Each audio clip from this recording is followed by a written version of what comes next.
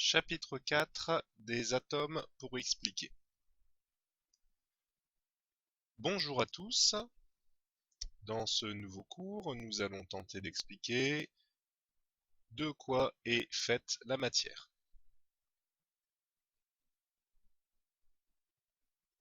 La matière, c'est-à-dire tout ce qui nous entoure, est constituée de petites particules appelées atomes.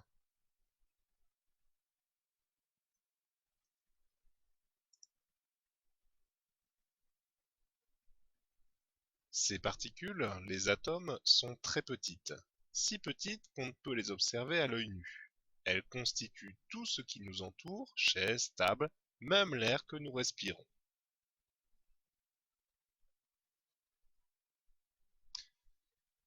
Sur ce tableau appelé classification périodique, on retrouve l'intégralité des éléments que l'on peut retrouver sur Terre. Cela va de l'hydrogène, situé en haut à gauche du tableau, jusque l'uranium ou encore l'einsteinium, bref, un certain nombre d'éléments. On en compte à ce jour 118 dans ce tableau. Grâce à ces atomes, nous sommes capables de constituer n'importe quelle matière qui nous entoure.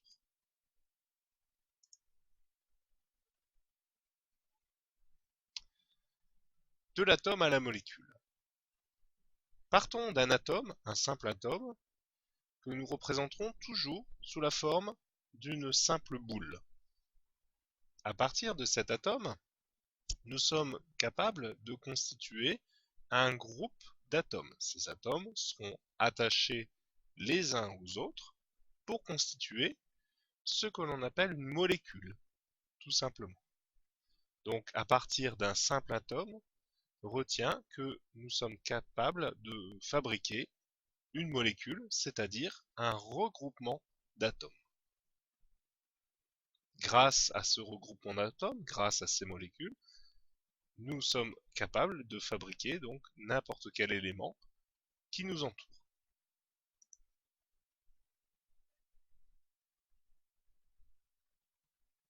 Prenons un exemple.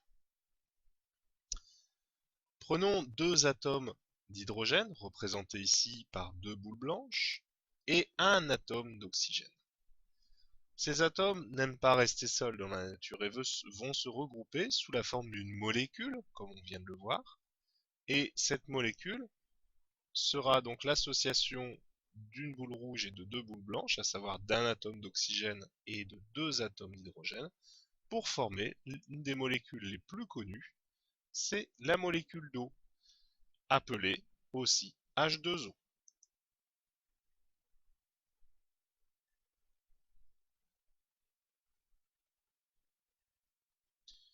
Il y a quelques symboles à connaître, évidemment.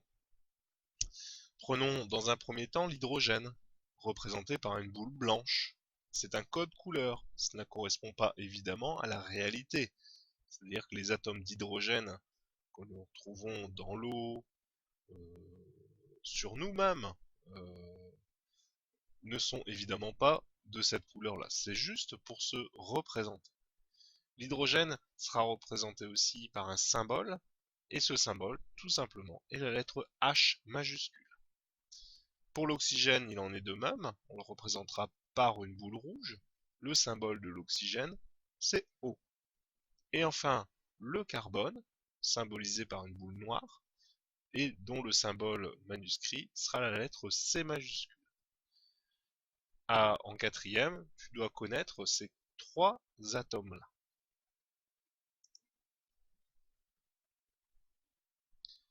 À partir de ces atomes, on va pouvoir constituer un certain nombre de molécules. Voici trois exemples de molécules que tu dois impérativement connaître.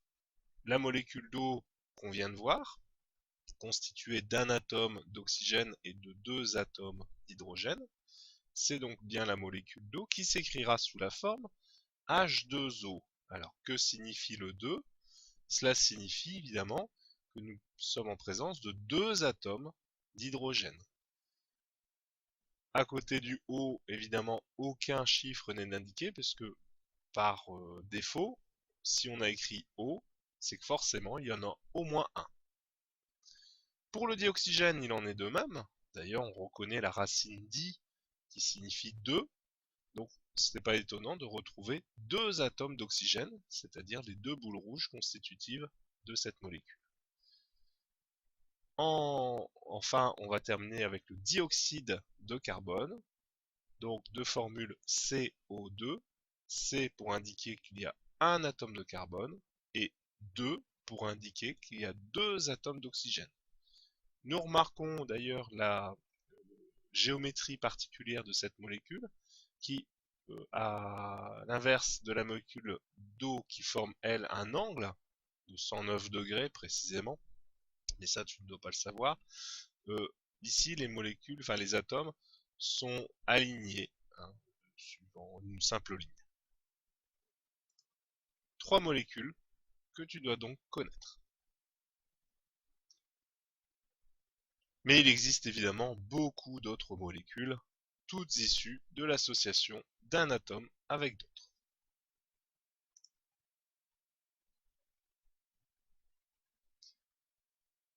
Tâchons désormais d'expliquer au niveau moléculaire ce qu'il se produit lors d'une réaction de combustion. Prenons dans un premier temps la combustion du carbone. Rappelons le bilan de cette combustion, à savoir carbone plus dioxygène donne dioxyde de carbone. Nous allons tenter d'expliquer, en remplaçant ces différents noms, par leurs molécules. Le carbone représenté donc par une boule noire, le dioxygène par deux boules rouges associées ensemble pour former donc le dioxyde de carbone qu'on vient de voir précédemment. Pas de surprise. On constate d'ailleurs que lors de cette réaction chimique de combustion, ce qui était initialement dans les réactifs, on le retrouve précisément dans les produits.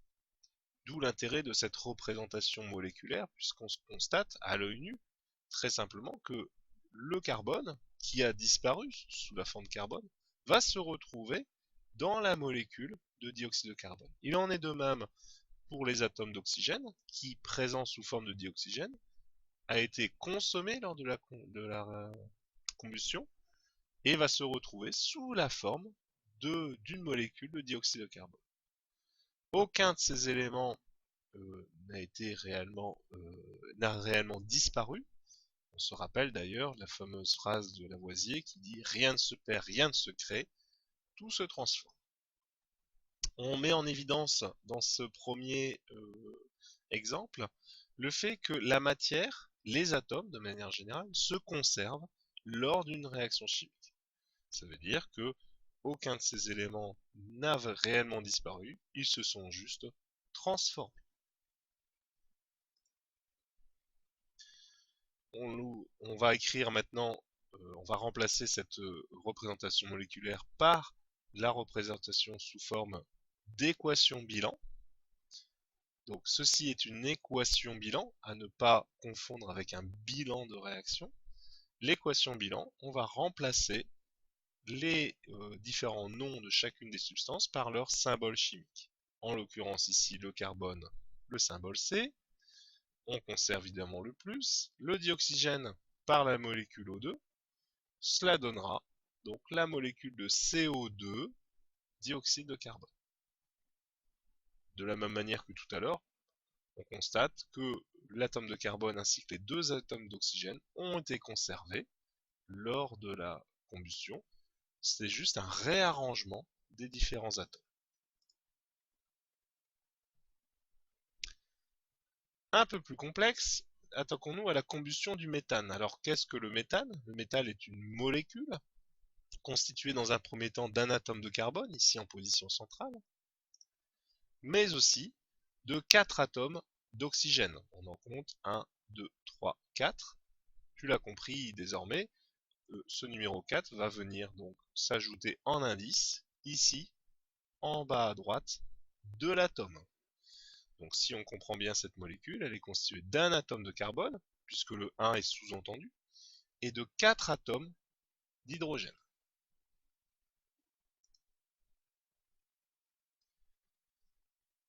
Tentons d'expliquer la combustion complète du méthane cette fois-ci.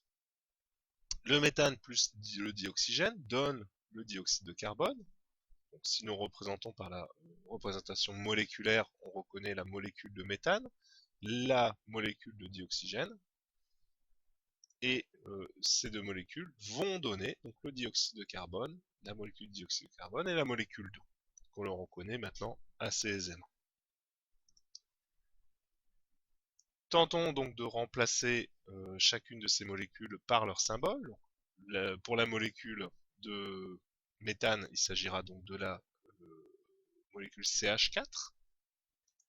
De même pour la molécule de dioxygène O2, le dioxyde de carbone CO2 et enfin la molécule d'eau H2O.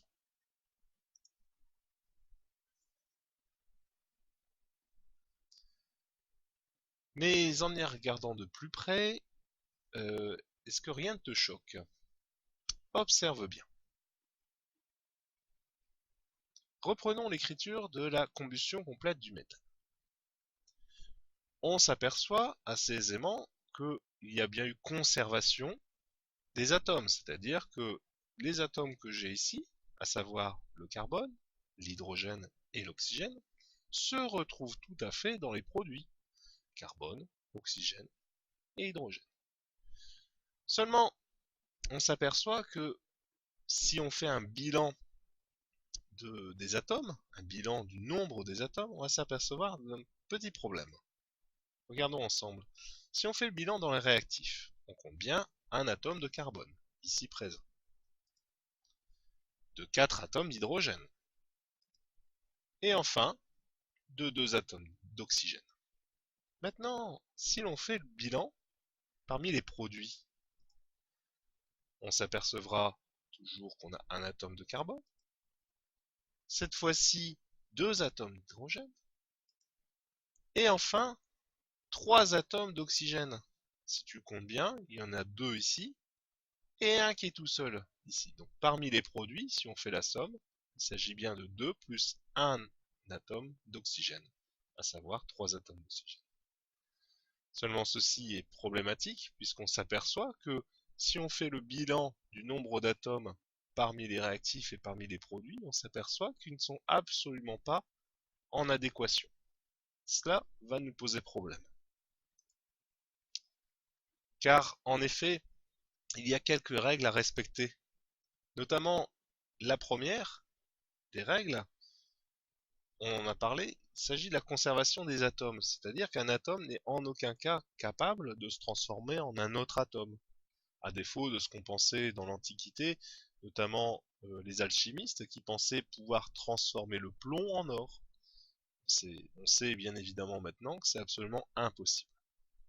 À savoir en l'occurrence que le carbone n'est en aucun cas capable de se transformer en autre chose que du carbone. On pourrait imaginer ici de l'oxygène, c'est évidemment impossible. Donc, lors d'une réaction chimique, retiens bien qu'il doit y avoir conservation des atomes, c'est-à-dire que ce qu'on a au départ, parmi les réactifs, on doit forcément le retrouver dans les produits. Il y a cependant une deuxième règle aussi à respecter. La deuxième règle consiste à conserver la masse des atomes. Je prends un exemple. Si au départ on avait donc la molécule de méthane et la molécule de dioxygène, il faut impérativement qu'à l'arrivée on retrouve le même nombre d'atomes constitutifs de chacune des molécules. Donc si on décompose, la molécule de méthane composée d'un atome de carbone et de 4 atomes d'oxygène, et pour le dioxygène, 2 atomes d'oxygène. Donc il est très important que parmi les réactifs et parmi les produits, on ait le même nombre d'atomes.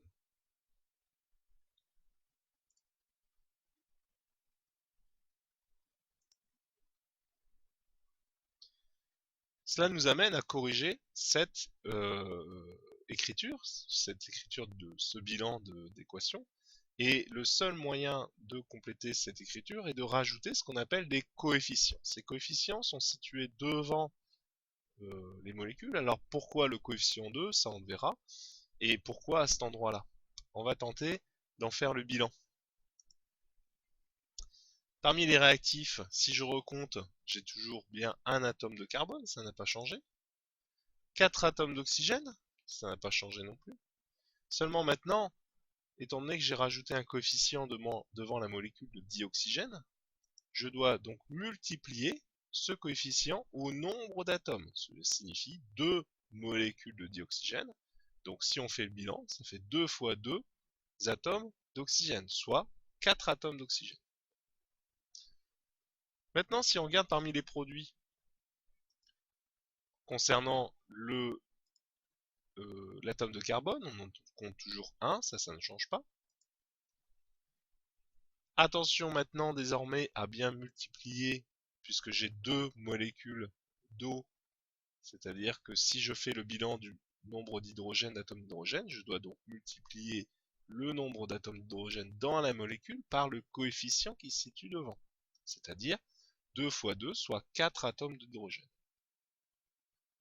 De même pour l'oxygène, où là on retrouve dans la molécule de CO2 2 atomes d'oxygène, dans la molécule d'eau un seul seulement, souviens-toi, on a rajouté le coefficient 2 devant la molécule d'eau, soit 2 atomes d'oxygène contenus dans les 2 molécules d'eau. Donc si je fais le bilan, j'ai donc toujours 2 atomes d'oxygène plus 2 fois 1, soit la totalité, en tout 4 atomes d'oxygène. On s'aperçoit cette fois-ci qu'on respecte bien le même nombre d'atomes de part et d'autre de la flèche de réaction chimique. Un atome de carbone, un atome de carbone, 4 atomes d'hydrogène, 4 atomes d'hydrogène, et 4 atomes d'oxygène, 4 atomes d'oxygène. Ceci nous permet donc d'écrire correctement cette réaction, ce bilan de réaction, cette équation bilan, et on respecte ainsi les deux principales règles, à savoir la conservation des atomes et aussi la conservation de la masse lors d'une combustion. Alors j'espère que tu as bien compris. Si tu as des questions, surtout rendez-vous sur l'ENT dans l'espace forum de la rubrique sciences physiques de la classe. N'hésite surtout pas à revoir cette vidéo plusieurs fois pour bien comprendre les mécanismes d'écriture d'une équation bilan. Je te souhaite un bon courage et n'oublie pas de remplir le questionnaire. Au revoir.